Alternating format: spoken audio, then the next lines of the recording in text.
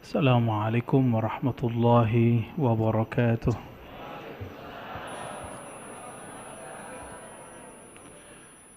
Alhamdulillahilladzi bini'matihi abadnahu wa arafnahu. Wa nashhadu an la ilaha illallah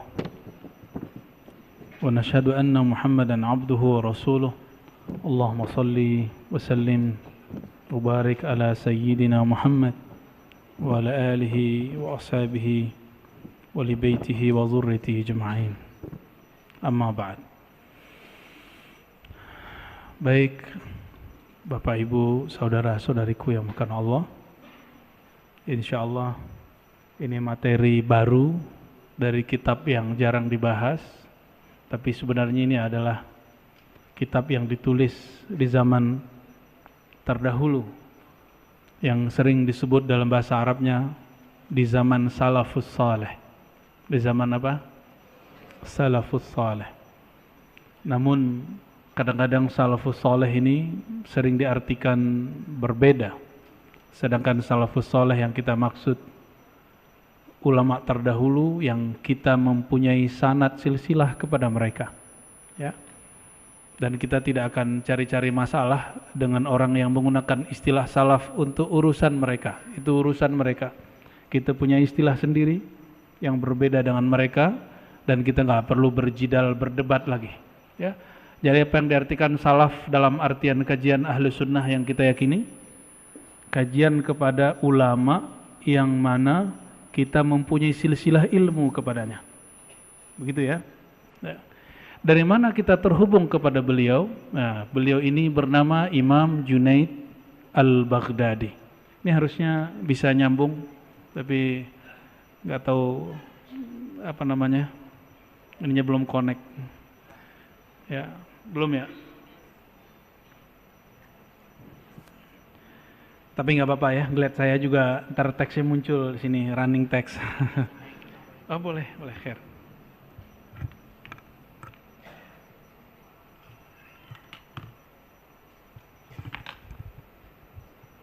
Nah, silakan Ustaz.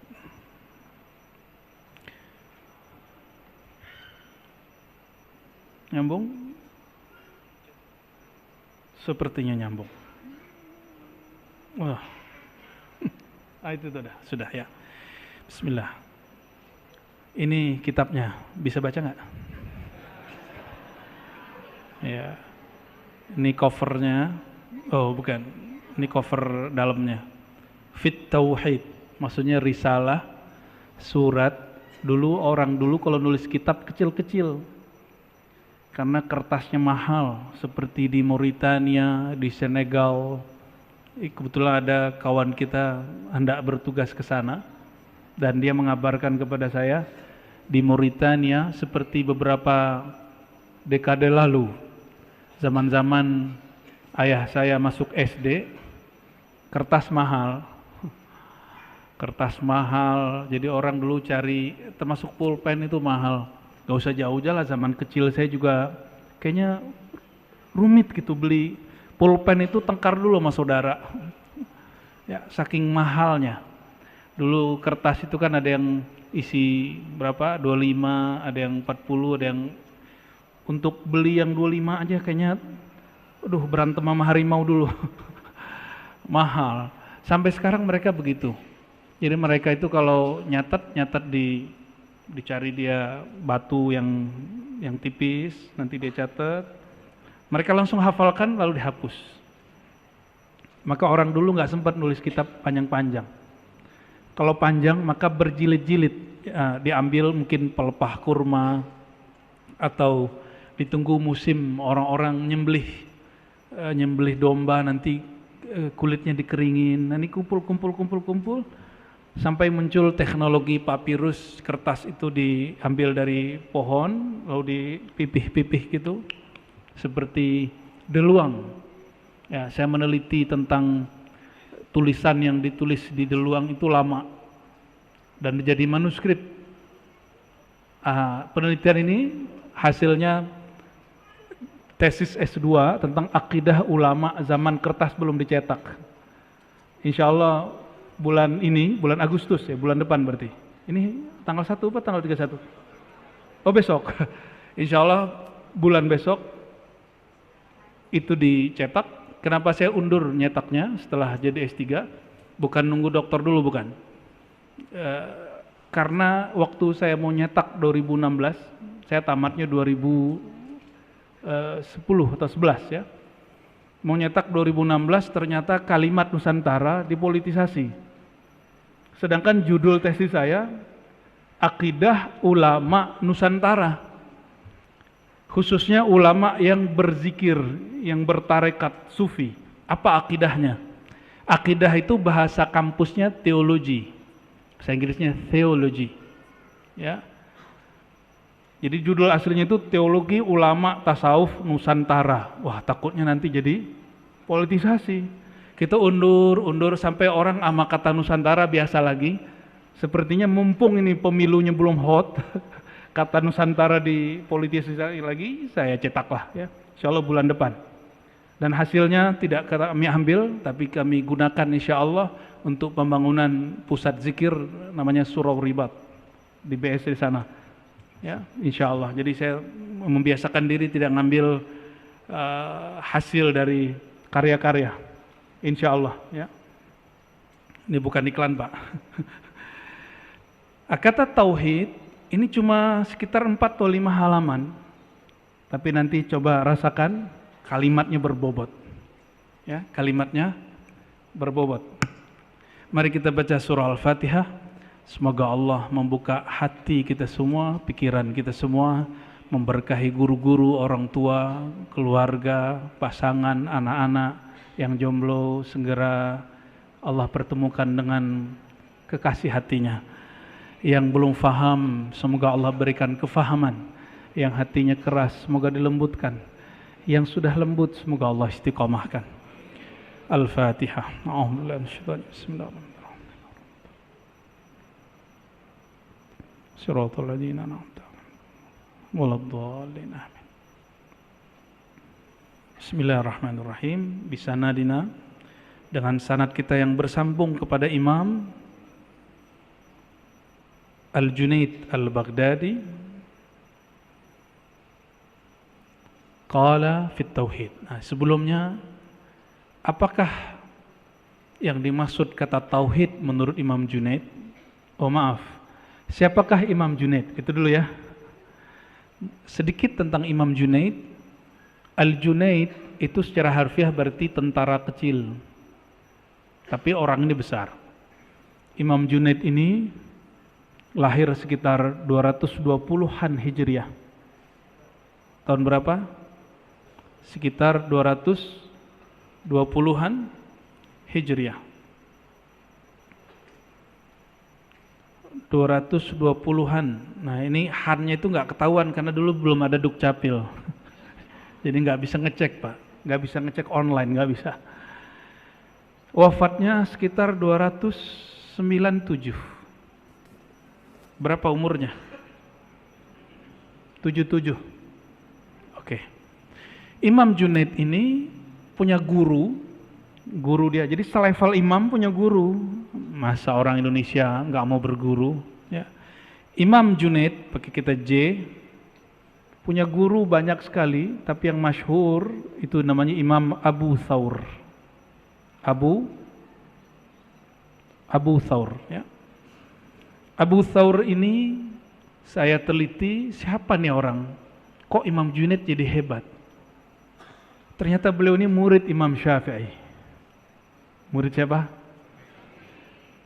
Tapi sebelum dia menjadi murid Imam Syafi'i, dia ini murid dari Imam Abu Yusuf dan Muhammad ibn Hasan Syaibani yang merupakan pengganti penerus Imam Abu Hanifah yang kita sebut mazhab Hanafi. Nyambung? Berarti Imam Abu Thawr ini di dalam dirinya ada dua ilmu.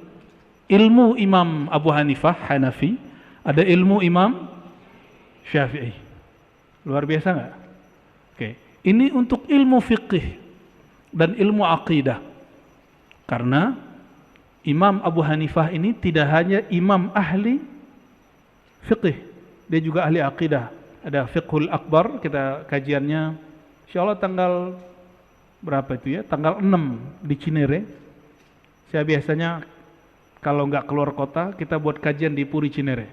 Kajian kitab akidah Imam Abu Hanifah. Jadi saya fokus untuk kitab akidah, fikih, hadis. Itu semua karya ulama-ulama yang terhubung dengan ulama salaf atau mereka tokoh salafus soleh. Ya, tokoh apa? Salafus soleh.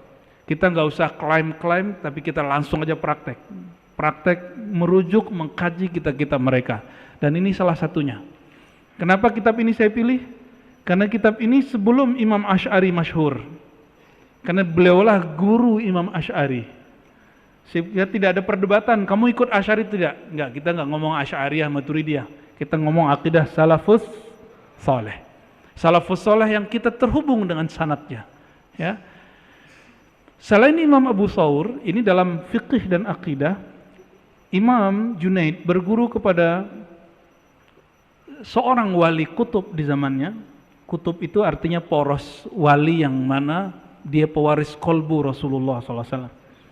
Bernama, kalau Arabnya begini, Sarius Sekti. Sarius Sekti atau Sekti, ada yang baca begitu.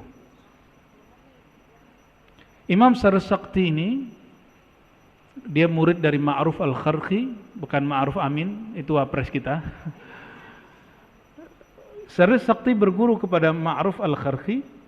Ma'ruf Al-Kharqi berguru kepada Daud At-Ta'i dan juga Al-Ujaimi, dan mereka tersambung kepada Imam Al-Hasan Al-Basri.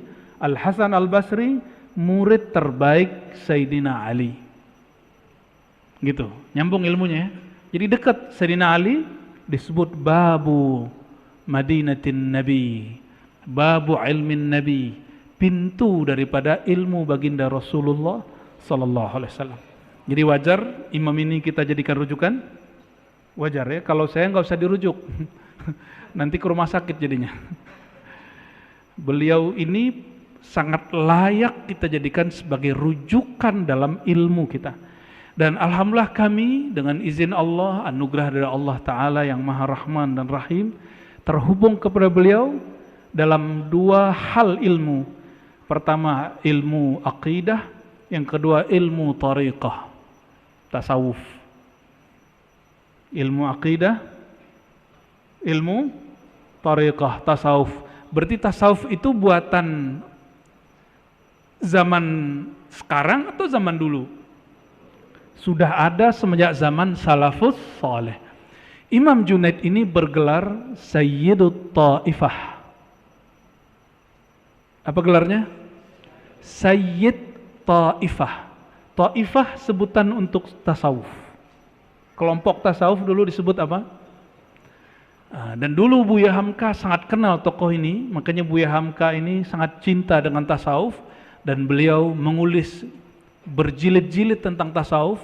Lalu ada artikel setiap keluar, ada satu majalah namanya apa dulu?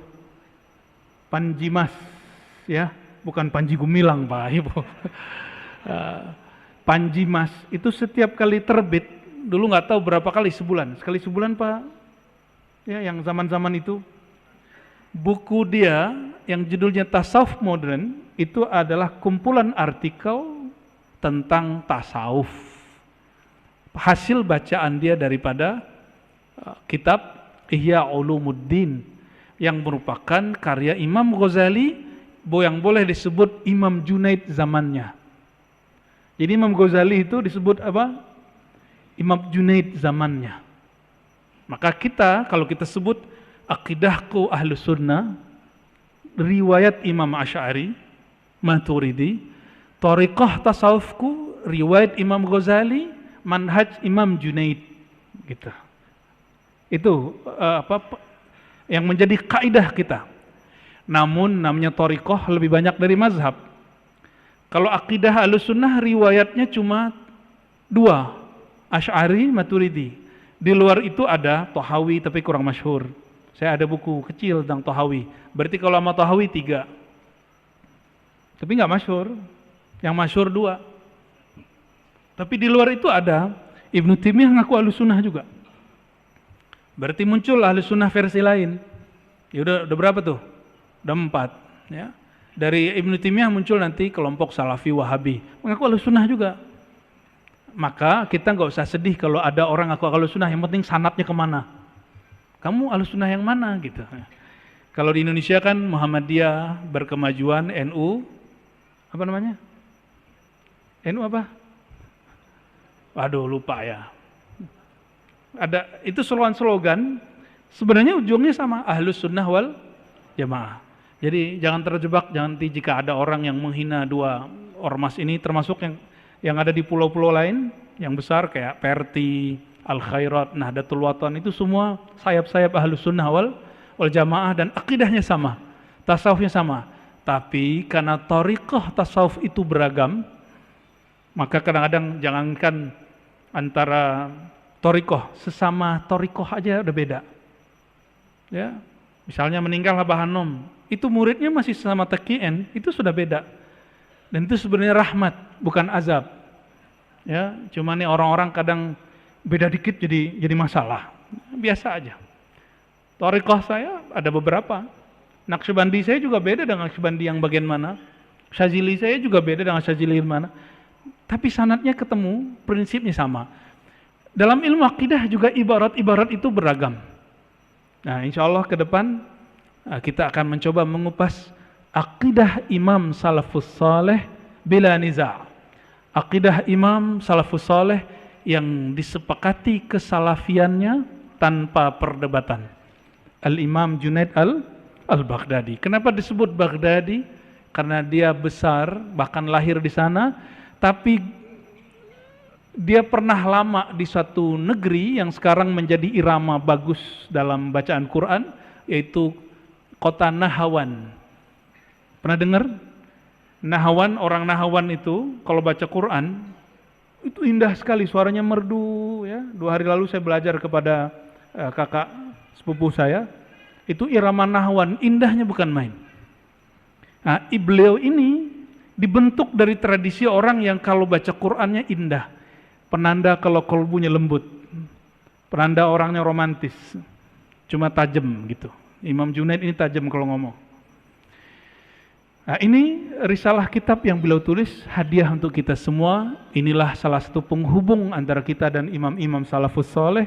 Maka jika ada akidah kita yang kurang tepat, kita sesuaikan dengan mereka. Bukan akidah mereka harus sesuaikan sama kita. Oke? Bismillahirrahmanirrahim. Fit tauhid. Apa itu tauhid? Kata tauhid berarti dari kata wahada yuwahidu. Berarti dari kata tauhid, satu, atau ahada yuah. Tapi nggak ada orang baca yuahidu, tetap bacanya yuwahidu tauhidan. Kalimat itu dalam bahasa Arab disebut tasrif atau derivasi, wahada atau ahada yuahidu tauhidan. Tauhid berarti cara untuk memahami keesaan ketunggalan Allah Subhanahu wa ta'ala. Maka satunya Allah lain dengan satunya kita. Kita sebut nih satu, tapi kalau satu kita ada duanya, ada zeronya, ada nolnya. Kalau satu dalam pemahaman kita menyebut nama Allah, inilah yang akan dibahas oleh beliau. Nah, ilmu tauhid itu sebutan untuk beberapa istilah. Ada istilah yang disebut kalau di kampus teologi. Pernah dengar? Istilah teologi ini aslinya berkembang di barat. Theos dari bahasa Yunani, theos berarti Tuhan. Karena bahasa itu berinteraksi, maka saling serap menyerap. Masuk ke bahasa Arab ditulisnya begini. Theologi. Begitu tulisannya. Pakai tha. Theologi. Artinya apa? Logi berarti ilmu, theo Tuhan, ilmu tentang ketuhanan. Yang suka nonton film Turki atau belajar bahasa Turki, dalam bahasa Turki diistilahkan dengan ilahiyat. Begini. ilahiyat atau ilahiyat kalau bahasa Arabnya, ilmu tentang ketuhanan. Kalau di pesantren kita sebutnya kitab akidah atau kitab ilmu kalam. Apa istilahnya? Istilah kalam berubah-ubah masa per masa. Silakan lihat kajian-kajian akidah saya sebelum tahun 2020. Videonya mungkin sudah sangat lama. Lihat bagian kajian-kajian tentang akidah Tahawi. Nanti saya jelasin tentang apa itu kalam, perbedaan istilah kalam abad kedua dengan abad ketiga. Sederhananya, kalam di abad kedua negatif, itu identik dengan aliran Mu'tazilah yang dianggap berbeda dan menyimpang dari Ahlus Sunnah. Sedangkan tauhid, nah ini problem. Tauhid ini istilah bukan istilah Ahlus Sunnah dan Wahabi. Dulu dipakai oleh Mu'tazilah juga. Mereka menyebut dirinya Ahlut Tauhid wal Adl. Mereka menyebutnya apa kelompok Mu'tazilah? Kelompok yang mengaku paling rasional tapi ternyata menyiksa banyak ulama Ahlus Sunnah karena berbeda faham dengan mereka. Ya. Jadi istilah-istilah begini semuanya berdasarkan sejarah. Jadi kita tidak nolak istilah ilahiyat, kita terima istilah tauhid, kita terima istilah teologi, kita terima istilah kalam. Tapi teologi lebih identik dengan agama sebelah, makanya ada sekolah teologi nggak jauh dari sini. Ada yang tahu? Bolehkah kita kuliah teologi? Boleh. Yang penting akidah kalamnya kuat dulu. Ya, lucunya orang-orang kita berangkat ke Al-Azhar tapi mazhab Syafi'inya belum benar. Ya, itu terjadi pada jurusan-jurusan keagamaan yang dulu dibuat oleh Kementerian Agama, MAK atau MAPK, karena tidak mengajarkan satu mazhab yang jelas. Akhirnya teman-teman yang jurusan ini ketika nyampe di sana itu sempat goyang. Itu tanya mereka, ya. Itu mereka sendiri yang ngomong kepada saya, ya. Saya sampai ketemu dengan Syekh Taufik Al-Buti, baru tahu perbedaan antara Syafi'i dan Maliki. Padahal ngaji kitab sudah lama. Ternyata ngaji manhaji, bermanhaj, itu beda dengan ngaji serampangan.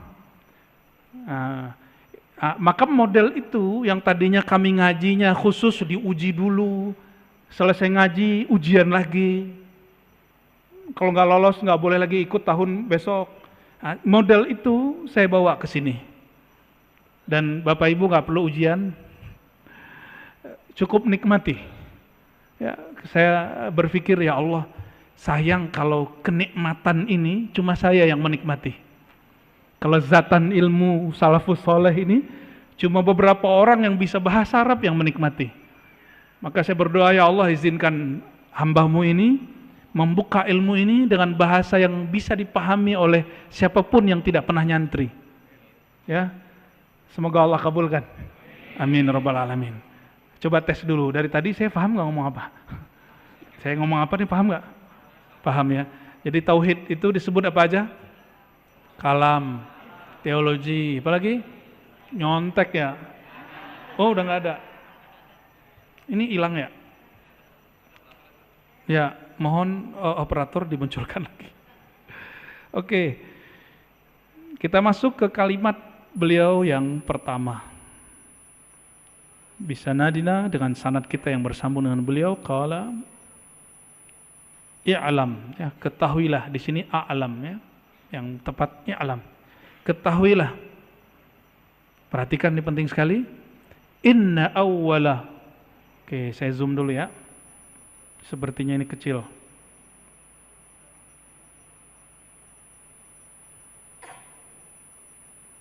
Sebentar.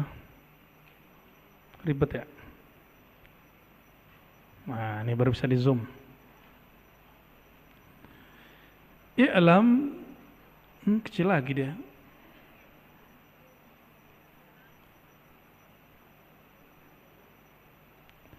Anna awwala, bahwasannya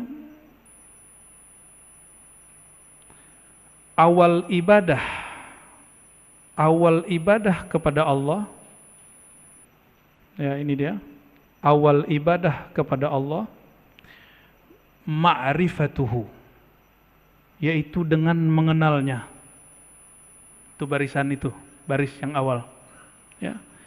ketahuilah bahwasannya awwalu ibadatillah, ibadah pertama paling utama adalah ma'rifatuhu, mengenal Allah. Jadi kalau kita mungkin dari dulu dari kecil didoktrin sama orang tua, kamu sholat. Akhirnya yang kita pikirkan cuma beban. Sholat itu beban. Sampai teman saya dulu di filsafat ngomong begini, aku ini kalau bukan karena makku wasiatkan sholat, aku nggak sholat. Sampai begitu. Awal ibadah pertama, terutama, paling tinggi. Apa ibadah paling tinggi? Ma'rifatullah, ma'rifatuhu, itu dia. Kalau dalam bahasa ilmu kalam, ini bahasa ilmu kalam dan bahasa tasawuf, awwaluddin ma'rifatullah. Awal agama, ini lebih kencang lagi. Awal agama menyembah Allah. Ternyata diambil dari surat Al-Bayyinah. Ayat berapa itu Ustaz? Ayat 5 ya. Wa ma umiru illa liya'budullaha mukhlishina lahuddin. Wa ma umiru, tidaklah mereka ahli kitab, orang-orang terdahulu diperintah. Berarti kalau perintah ibadah enggak? Illa, kecuali hanya untuk beribadah kepada Allah. Apa ibadah itu? Kata Imam Junaid, ma'rifatuhu, mengenal Allah Subhanahu wa taala. Mengenal Allah itu ibadah. Lalu apa yang beribadah? Kan enggak ruku, enggak sujud. Oh, ternyata ibadah itu ada tingkatan-tingkatannya. Ada ibadah badan, ruku, sujud.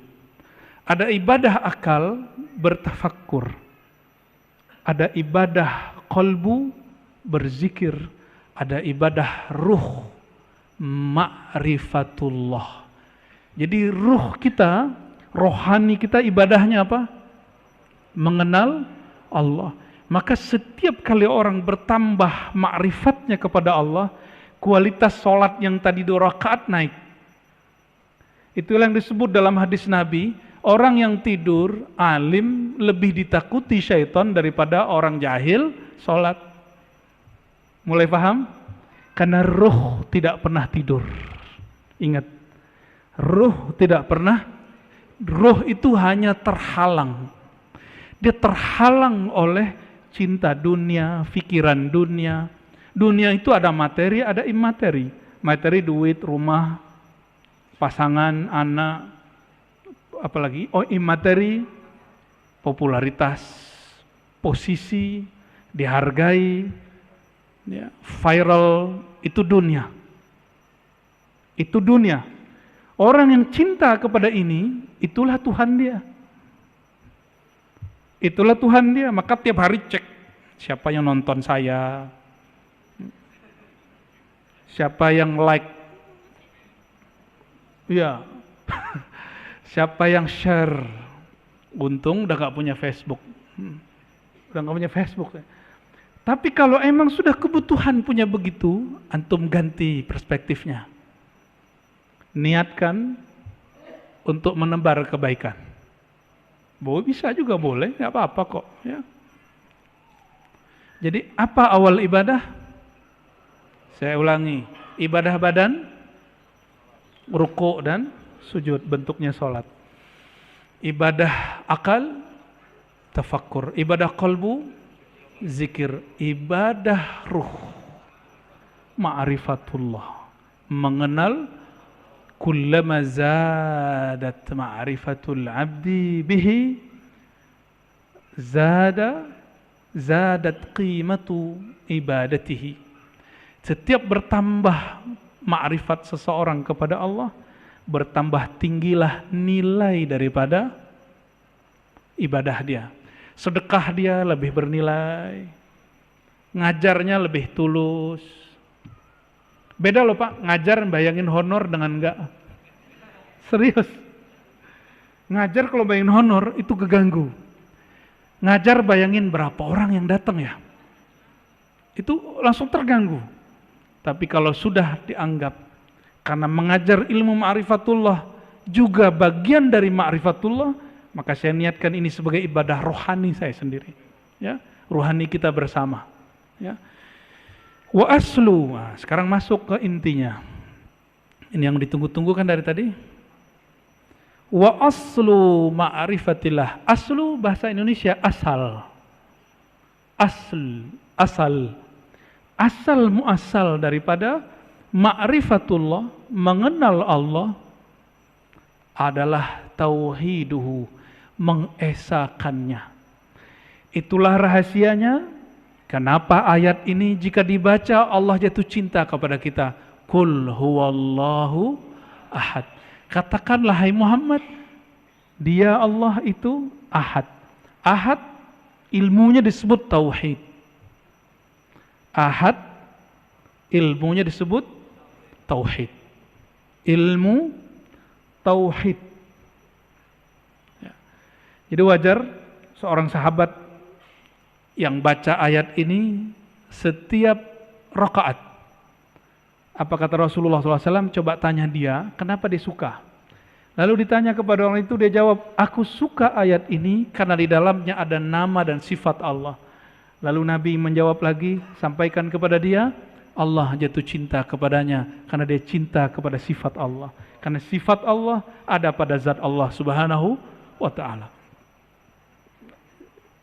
Ini bukan alasan hafalan gak nambah-nambah.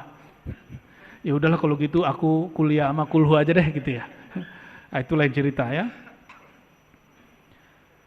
Ilmu mengesakan ini, itulah yang kemudian beragam caranya. Ada yang hanya mengesakan Allah dengan fikirannya. Inilah melahirkan ilmu tauhid, ilmu kalam versi Ustadz Aswaja. Makanya semakin ngaji tauhid ala Aswaja, semakin suka debat, benar nggak? Emang gunanya untuk debat, gunanya untuk keluar, bukan ke dalam. Nah, saya sudah lama mengurangi porsi itu, sesekali pakai juga. Ya.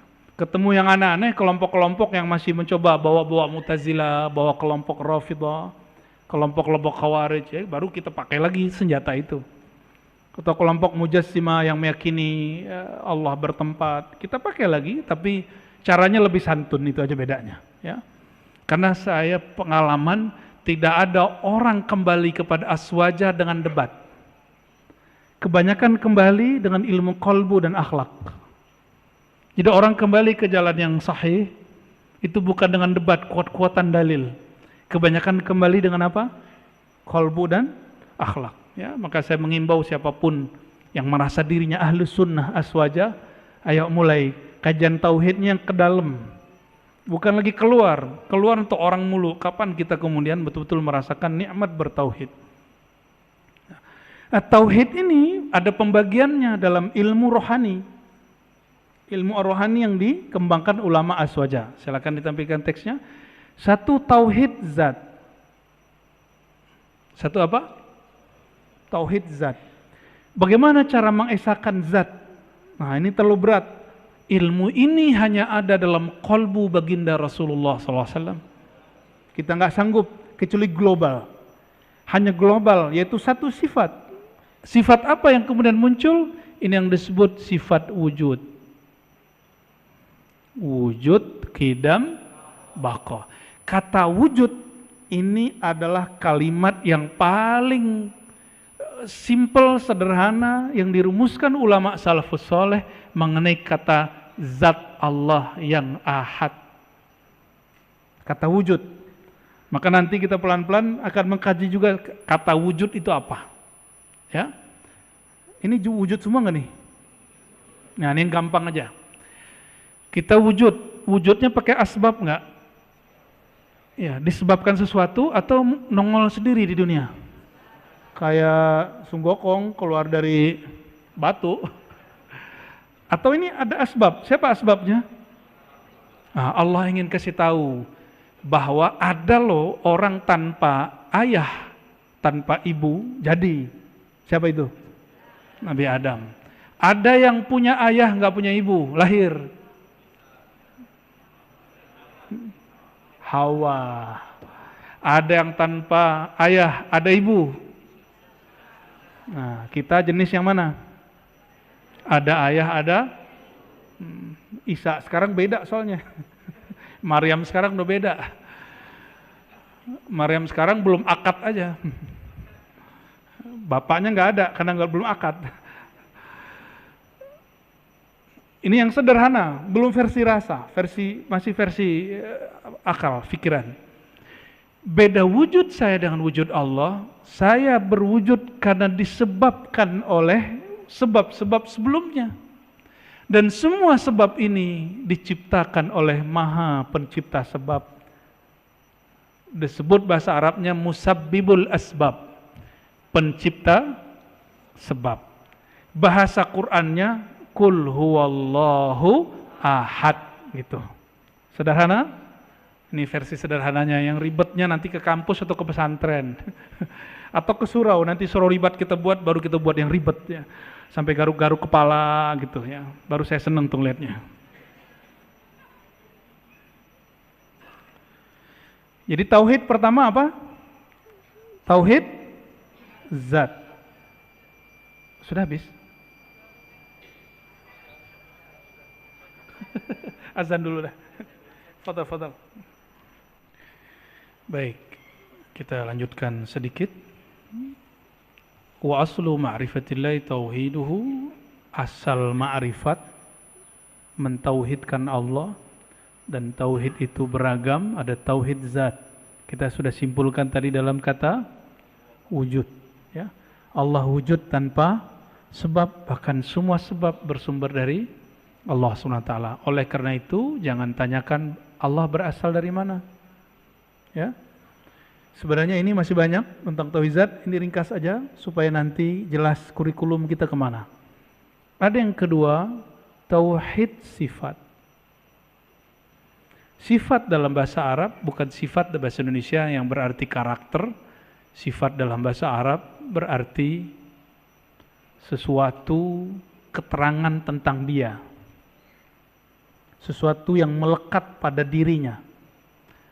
Contohnya kita sebut ulama fulan alim. Kata alim itu disebut sifat.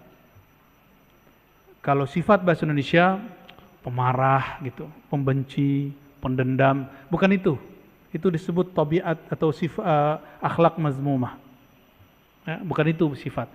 Nah, sifat ini nanti inilah yang kita pelajari, sifat 20 yang menjadi ciri khas Ahlus Sunnah wal Jamaah, yang mulai dibid'ahkan oleh orang-orang yang mereka ingin mengaburkan pemahaman Ahlus Sunnah atau salah faham tentang Ahlus Sunnah. Barangkali yang kedua, kebanyakan salah faham tentang Ahlus Sunnah. Jadi ini pembagiannya bukan uluhiyah, rububiyah, asma was sifat. Itu bukan sanad kita. Itu sanad ke Ibnu Taimiyah. Jadi ada yang bertanya, bukannya Ustadz, Buya, tauhid itu uluhiyah, 2 rububiyah, asma wa sifat 3. Bukan, itu bukan pembagian versi Ahlus Sunnah jalur ulama salaf kita. Itu mungkin salaf yang lain. Kita nggak perlu juga berdebat dengan mereka. Tapi versi kita ini. Oke? Maka disebut tauhid zatiyah, tauhid sifatiyah. Yang kedua, fi'il atau perbuatan atau af'al, ya. Af'al. Nah, ini kunci tauhid af'al, kunci memahami takdir. Kunci memahami apa? Orang paham bab af'al jadi wali Allah. Kalau nggak paham, gagal paham jadi dukun. Karena ujungnya kun, salah paham jadi Yang terakhir asma. Ini bukan asma nama orang. Asma jamak dari ism, nama. Nah, nanti turunannya belajar sifat nama-nama asmaul husna. Nah, nanti saya akan hantarkan, karena belajar sifat 20 sudah ramai. Nanti di tengah ini kita akan langsung masuk ke al asmaul husna. Karena itu bagian dari belajar tauhid. Kata operator nih tadi ada yang nanya online, benar. Silakan dibacakan. Iya Bu ya, mohon diberikan jawabannya. Pertanyaan dari penonton YouTube ya. Beliau bertanya dari... Namanya gak usah disebut. Ya. Kalau tidak tahu sanad yang diikuti, hukumnya bagaimana? Oke. Mengetahui sanad atau silsilah ilmu kewajiban saya. Kewajiban orang yang mengajar ilmu. Guru, syaikh. Dan tidak semua ustadz juga tahu sanad. Yang kalau ustadz itu yang penting dia tahu gurunya siapa. Ilmu sanad ini khusus kajian hadis. Nah, sebenarnya kita ada kajian hadis. Nanti dicarilah hari apa, nanti kita buka, kita pindahkan dulu, pernah berhenti di satu masjid, kajian Sahih Muslim, ntar kita pindahin ke sini. Insya Allah kapan lah ya, nanti kita buat. Problemnya ini kan bukan tempat rumah padat penduduk, ada yang datang nggak nanti? Ya, acaranya nggak mungkin dari maghrib sampai isya, dia mesti ba'da isya. Ya, mesti ba'da isya. Kajian Sahih Muslim. Bagaimana caranya kalau kita tidak tahu sanad, tidak tahu silsilah? Ikuti ulama yang tahu sanad dan silsilah. Kenapa? Al-isnad minad din, bersanad, berguru, bersilsilah ilmu itu wajib karena dia setengah separuh agama. Orang kalau salah berguru, cara beragamanya salah. Agama dia nggak salah, tapi cara dia beragama salah. Maka perlu banyak guru supaya piknik. Jadi orang yang kurang piknik bahaya. Nanti merasa paling benar, udah tua juga nanti merasa paling benar. Ini kan gawat. Kiai aja kalau merasa paling benar, nanti ada sifat kesombongan, apalagi orang jahil. Udah jahil sombong, Masya Allah. 2 kali rugi.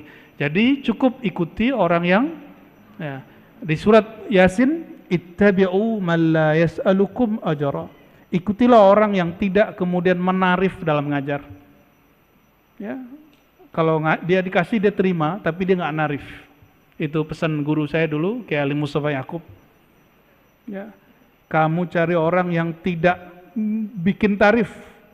Coba nalkin zikir, ditarif berapa? Antum mau beli nama Allah? Kalau kaligrafi bisa dijual, berapa harga kaligrafi? Ya, berapa? 2 juta, murah itu. Coba nama Allah masuk ke kolbu, bisa beli nggak? Itu mahar masuk ke alam barzakh itu. Ya, mahar ketemu Allah itu. Orang mau naik pesawat aja mahal, mau ketemu presidennya sulit, mau ketemu kiai aja susah.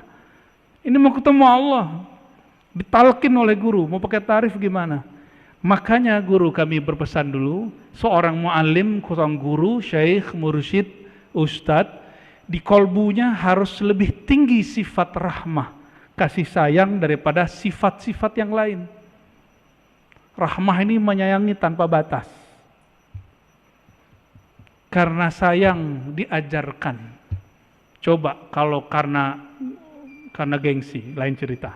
Bapak Ibu yang bukan Allah, maka kesimpulan kajian kita pada malam ini, sore ini, bahwa ibadah tertinggi, ibadah paling awal adalah ma'rifatullah, dan basic ma'rifatullah adalah pada kata ahad, kul huwallahu ahad, dan ahad ada pada 4 macam, zat, sifat, af'al, perbuatan, terakhir asma. Nanti kurikulum kajian kita akan mengikuti pola-pola itu, insya Allah. Semoga Allah permudah dan Allah rahmati apa yang kita lakukan. Nasallallahu afwa wal afiyah. Allahumma rahman rahim ya karim ya azim, salli ala Sayyidina Muhammad. Allahumma ya Allah, sampaikan salam kami, rindu kami, cinta kami kepada Nabi Muhammad SAW. Allahumma ya Allah, ya alim, ya alim, ya ahad, ya samad. Yang Allah yang maha tahu apa yang hendak kami lakukan, apa yang sedang kami lakukan. Kami ya Allah sedang ingin belajar tentang Engkau, sedang ingin mencapai ibadah tertinggi, yaitu mengenal Engkau. Fayassirna wa waffiqna ya Rabbana, maka mudahkanlah kami mengenal Engkau, mudahkanlah urusan kami dalam mengenal Engkau. Mudahkanlah urusan guru-guru kami yang mengajarkan ma'rifatullah. Mudahkan urusan semua orang yang hadir yang belajar ma'rifatullah. Allahumma waffiqna li ta'atika. Ya Allah, beri hidayahlah kami untuk selalu istiqamah, untuk mentauhidkan Allah, untuk mema'rifatkan Engkau.